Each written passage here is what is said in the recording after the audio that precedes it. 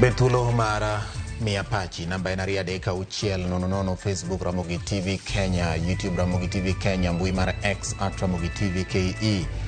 Indiko na nyakwa Ramogi kote mbegi weche manyien mawana gudu tieno makawuono kabeni Miapachi kalore kod mago ma iwinjo gramo watchman sigara miwinjo komako pachi midwani mondo mi golie korka kori gi kaka ini wuon iwacho ni uwinjo bedi. Jaloko mara iluongo ni Wilson Ochuka, nyinga en George Bati machiegni. Moingo familia 500 e kar chung'ur bura ma Karachuonyo kaunti ma Homa Bay oulo daro e mier kaluwore gi koth mapek manochwe e gwengego tieno manyoro kendo miyo aora Kibuon opong'. Midhiero ma kamano bende ojoko jodak mayudore Naivasha kama oula odari e familia bura. Alia Beach chakono weche manyien maguimore gi lipodno.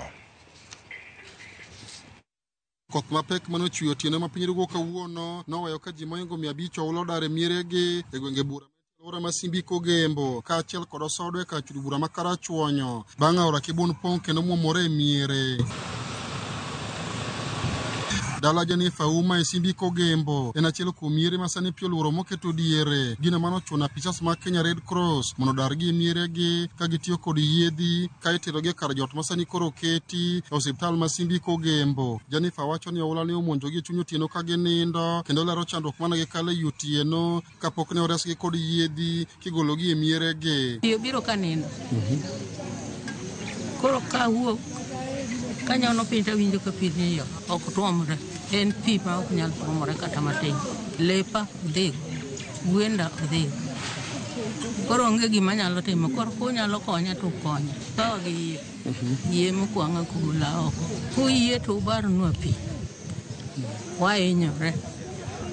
Kakan sani jogo yuda mana kamoko kaka yor pi adhi kuma ji dhiye tamo. Pek mar oula e kor gwenge makono koro keto ngima jopiny kamarach ka utegi moko bende koro ruombore piny kendo mwandugi mathoth mag udi bende sani koro lewe wi pi bang' ka oula ne osemonjogi. Ka jamni matindo bura kod gwen bende pi ne onege kinde ma oula ne omonjogi ka jopiny go ywago pek mar oula madarogi e miere higa ka higa kinde ma koth chwe mang'eny e pacho ka.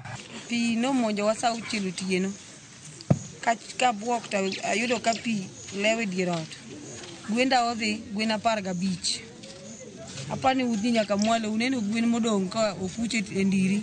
Koro kwayo maduong' ma wantiere go mondo barnwa pi. Waol gi dar higa ka higa. Kaka higa mokalo ne wadar diriyo. Wadar dwe mar 4, wachak wadar dwe mar 11. Higni obiro nwa ka owuok e aora mar Kibuon kama odonjogo e nam. Kama odonjogo e nam obedo blocked. Koro kanyo kose gik nodhi e nam to duogo kama flood moduogo yudowa ka koro odonjogo mane e miechwa. Odonjo sani koro problem okelo sana ni koro odonjo to chung' ok oringi. Years machien ka nobiro to en gima biro to ka kodonjo sa auchiel otieno ka romo gimoro sa 11 tiyudo ko move yudo ka piny odong' motuo ma unyalo wuothe. Dem puothe odhigo mang'eny kabisa. Makati puro kata sani kiwuothe puothego ne wadhigo kanda moko kuno puothe bando gin gik mosetuo maonge geno ma ingo kuom bandogo ma en keche mantie. Tumepelekwa na maji na mara mingi tunadanganywa na serikali kuwa inakuja kutusaidia. Hatuna saizi mbele wala nyuma. Tena na hii mwaka sisi ndio tena bado tunalia tu.